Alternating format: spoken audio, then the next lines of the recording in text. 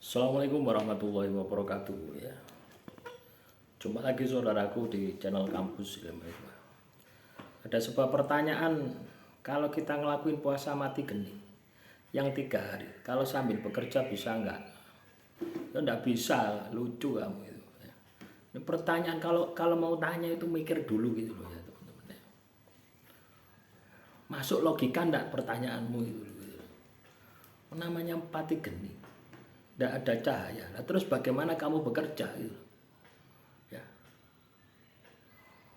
Cobalah kalau Anda mau bertanya itu mikir dulu gitu ya. Masuk akal enggak logikamu gitu. Ya. Ibarat kamu itu bertanya apakah minyak dan air itu bisa dicampur ya.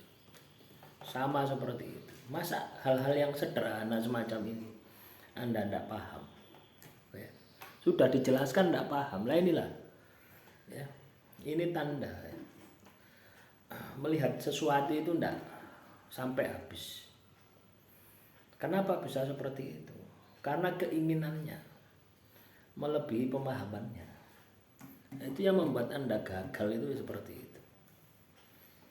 Ya. Coba kamu analisa. Pati geni. Tidak ada cahaya. Bagaimana kamu mau bekerja kalau tidak ada cahaya?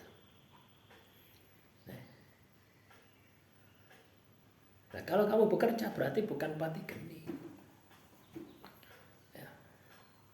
Bukan pati geni. Ada cahaya.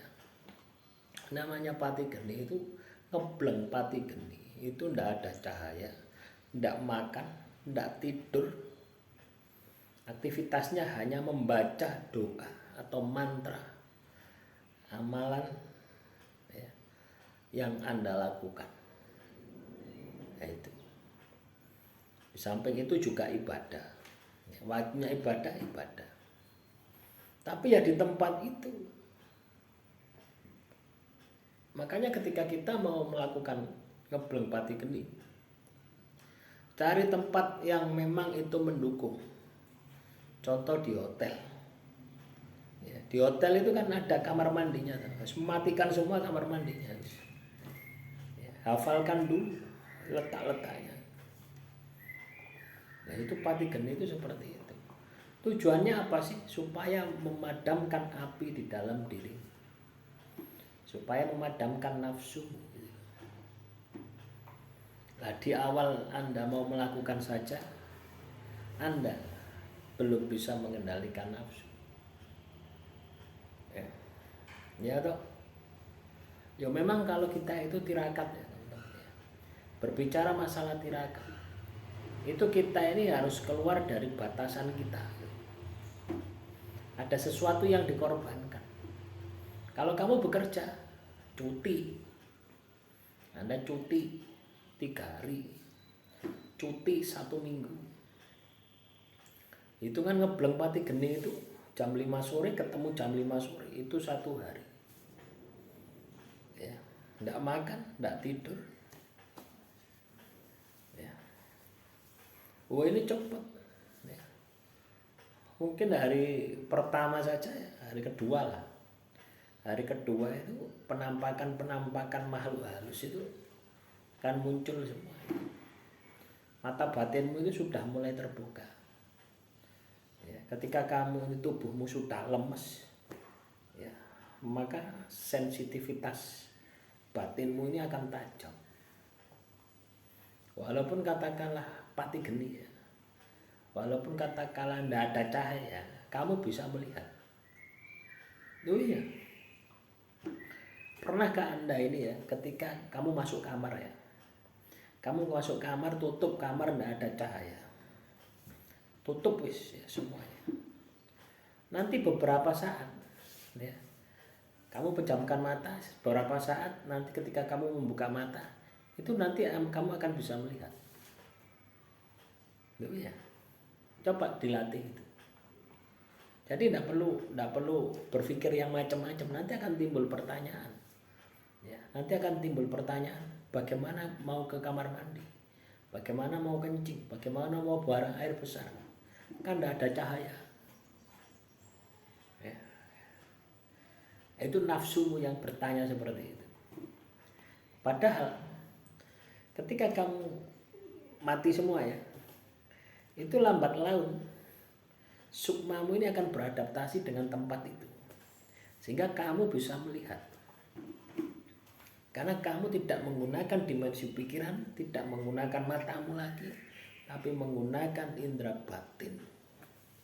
Nah itulah kenapa kok puasa pati geni itu istimewir ya itu. Ya. Karena fisik kita dipaksa untuk lemah, batin kita naik. Kita tidak melakukan aktivitas apapun kecuali berdoa, zikir, wirid terhadap laku yang Anda kerjakan. Ya. Tapi saran saya, sebelum kamu melakukan pati geni, coba dulu puasa mutih. Ya. Coba dulu puasa mutih 1 minggu. Ya, makan nasi putih, air putih selama 24 jam. Setiap jam 5 sore. Jadi kalau 7 hari berarti makannya 7 kali. Minumnya juga 7 kali. Itu pun nanti akan berkurang. Ya. Hari ketiga, hari kedua, misalkan hari pertama kamu makan 1 piring nasi putih, mungkin habis. Hari kedua pasti berkurang, tidak mungkin nambah. Hari ketiga tambah berkurang, hari keempat tambah. Ya. Saya dulu hari keempat itu sudah tidak makan nasi putih.